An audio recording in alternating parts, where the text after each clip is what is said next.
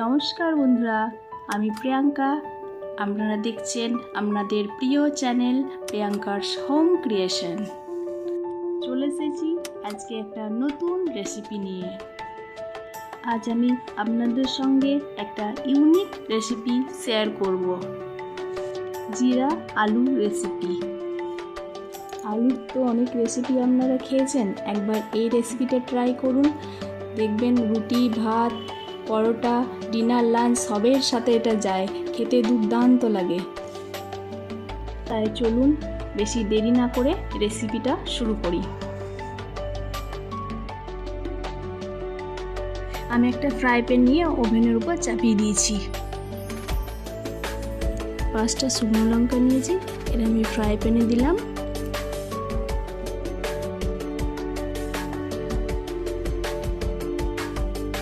আমি 1 চামচ মতো জিরে দিলাম। এবার আমি শুকনো লঙ্কা জিরেগুলো ভালো করে ভেজে নেব। আমার চ্যানেলে যারা নতুন তারা অবশ্যই আমার চ্যানেলটিকে সাবস্ক্রাইব করুন আর পাশে থাকা বেল আইকনটিতে ক্লিক করুন, যাতে আমার দেওয়া রেসিপিগুলো সর্বপ্রথম আপনার সামনে পৌঁছায়। একটু খড়া খড়া করে নিচ্ছি। দেখুন এভাবে নেড়ে চেড়ে ভেজে নিতে হবে। মশলাটা ভাজা হয়ে গেছে, এবার আমি কড়াই চাপিয়ে নিলাম। এখন আমি কড়াইয়ের মধ্যে সরষের তেল দিয়ে দিলাম 2 চামচ মতো। তেলটা একটু গরম হোক। তেলের মধ্যে এখন দিয়ে দেব গোটা জিরে, 1/2 চামচের থেকেও কম দিয়ে দিলাম। এরপর জিরেটা একটু খড়া খড়া হবে। এখন আমি এর মধ্যে শুকনো লঙ্কা দিয়ে দিচ্ছি একটা।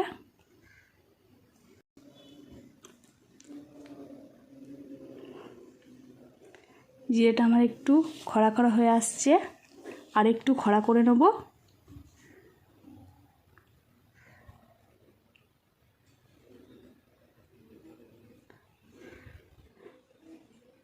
দেখুন জিরেগুলো আমার একটু লাল হয়ে এসেছে। এখন আমি কুচিয়ে রেখেছি পেঁয়াজ, তো আমি এই পেঁয়াজটা দিয়ে দিচ্ছি হাফ। ছোটো মিডিয়াম সাইজের পেঁয়াজের হাফ, মিডিয়াম সাইজ পেঁয়াজের হাফ দিলাম।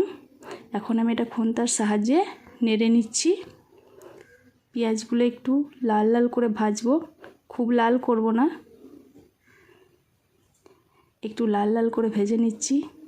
এখন আমি এর মধ্যে দিলাম রসুন কুচো। 4-5 কোয়া রসুন নিয়েছি বড় বড়, তো আমি কুচোনো দিয়ে দিলাম।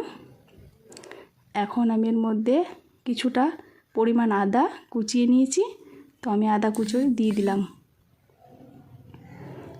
এইগুলোকে সব ভালো করে একসাথে মিশিয়ে নেব, একটু লাল লাল করে ভেজে নেব। তো আমি এখন এইগুলোকে একটু লাল লাল করে ভেজে নিচ্ছি। দেখুন আমার এটা লাল লাল হয়ে আসছে।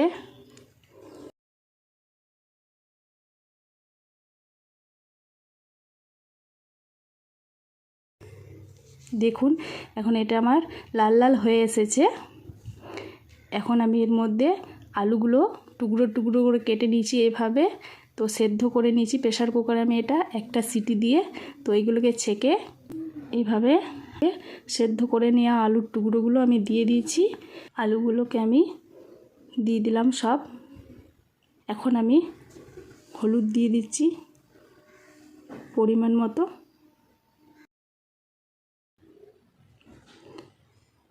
এরপর আমি এর মধ্যে লবণ দিয়ে দিচ্ছি, পরিমাণ মতো লবণ দিলাম।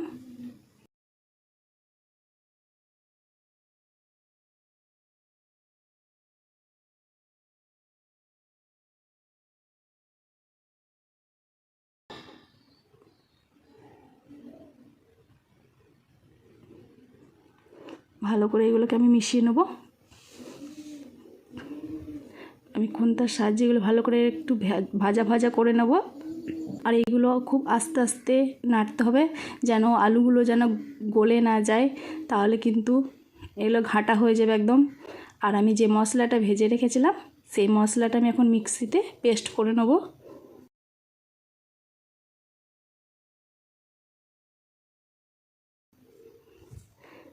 আমি এখন দেখুন খুব আস্তে আস্তে আলুগুলোকে নাড়তে হবে। আমি এইভাবে নেড়ে নিচ্ছি, আর বেশি করলে কিন্তু আলুগুলো ঘাঁটা হয়ে যাবে, ফলে এটা ভালো হবে না খেতে।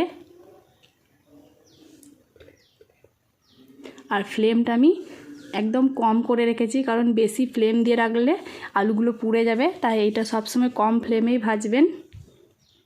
দেখুন আলুগুলো যে খরা খরা হয়ে এসেছে, আর সবসময় ধ্যান রাখবেন যেন আলুগুলো একটু খরা খরা হয়, এত ঘাটা টাইপের না হয়, তাই একটু আস্তে আস্তে উল্টাতে হবে।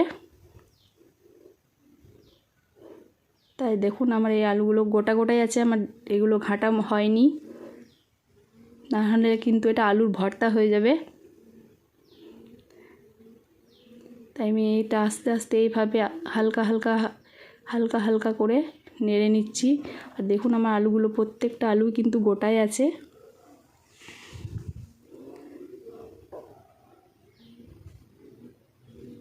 আলুগুলো আমার প্রায় হয়ে এসেছে,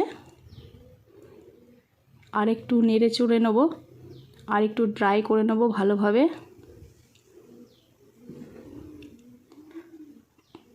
এখন আমি যে মশলাটা ভেজে রেখেছিলাম, দেখুন সেই মশলাটা আমি মিক্সিতে কুটে নিয়েছি, জিরে আর লঙ্কা। এই দেখুন আমার এটা কোটা হয়ে গেছে। এখন আমি হাফ চামচ পরিমাণ মশলা গুঁড়োটা আলুর মধ্যে দিয়ে দেবো। এই মশলাটা কিন্তু রেসিপিটার মেন উপকরণ, তাই এই মশলাটা না দিলে কিন্তু রেসিপিটা ভালো হবে না। আর এই মশলাটা দেওয়ার ফলে কিন্তু এই আলুটার টেস্টটা অনেক গুণ বেড়ে গেছে। আর তাই সবসময় মাথায় রাখতে হবে কিন্তু এই মশলাটা কিন্তু দিতে হবে, না হলে আলুটার যে টেস্ট পাওয়া দরকার সেই টেস্টটা কিন্তু পাবেন না। মশলাটা কিন্তু একবারে দেওয়া যাবে না, তাই এটাকে একটু একটু করে মিশিয়ে নিতে হবে, যাতে পুরো আলুর মধ্যে মশলাটা ছড়িয়ে যায়, আর তার ফলে আলুর যে টেস্টটা খেতে দুর্দান্ত লাগবে, পুরো আলুর মধ্যে মিশে যাবে মশলাটা। তাই একটু একটু করে দিতে হবে মশলাটা। দেখুন আলুগুলো আমার প্রায় ভাজা হয়ে গেছে, রেসিপিটা প্রায় শেষের দিকে। আর দেখুন আমার আলুগুলো একটুও ভাঙেনি, প্রত্যেকটা আলু গোটা গোটা আছে। আর আপনারা যখন আলুগুলো সেদ্ধ করবেন তখন একটু দেখে নেবেন আলুগুলো যেন খুব গলে না যায়, একটু হালকা শক্ত রাখবেন, তাহলে কিন্তু রেসিপিটা বানাতে সুবিধা হবে। আর আলুগুলো যদি গলে যায় তাহলে কিন্তু রেসিপিটা ভালো হবে না।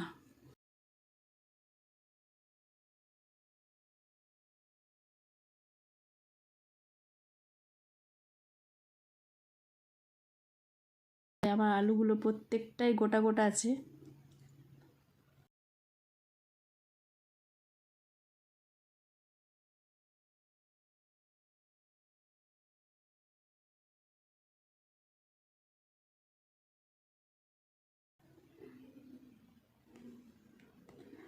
আমি হালকা করে নেড়ে নিচ্ছি, আর একটু গরম হয়ে যাক। এরপর আমি আলুগুলোকে একটা প্লেটে তুলে নিচ্ছি। দেখুন কত সুন্দর ভাজা হয়েছে আলুগুলো, আমার গোটা গোটা, একটুও ঘাটা হয়নি। আর এই আলু জিরা রেসিপিটি রুটি বা পরোটা লুচির সাথে দুর্দান্ত লাগে।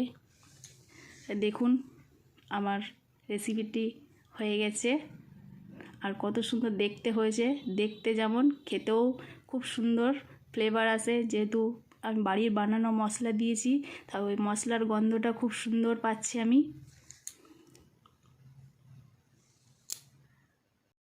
সাথে থাকার জন্য ধন্যবাদ।